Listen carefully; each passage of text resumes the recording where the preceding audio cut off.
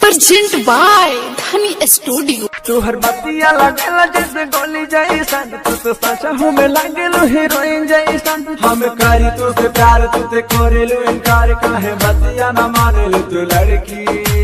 अच्छा हैर पातर की, हैर पातर की, हैर पातर की, हैर पातर की, हैर पातर की। प्रेजेंट बाय धनी स्टूडियो।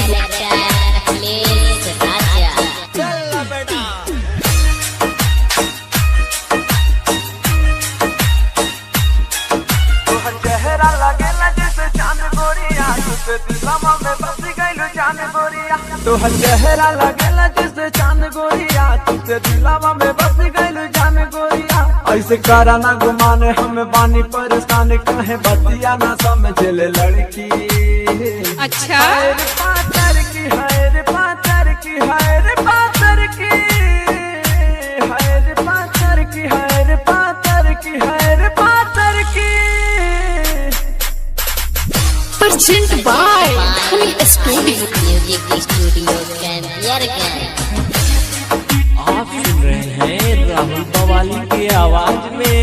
नींद रतिया में आवे नहीं हमरा के, जब देखले बानी रानी तोहरा के। नींद रतिया में आवे नहीं हमरा के, जब देखले बानी रानी तोहरा के। बानी हमहु बेचैन जब लड़ तोहर नैन, दिल हमरो तोहर लिए धड़की। हैर पातर की, हैर पातर की, हैर पातर की, हैर पातर की, हैर पातर की, हैर पातर की। प्रेजेंट बाय धनी स्टूडियो।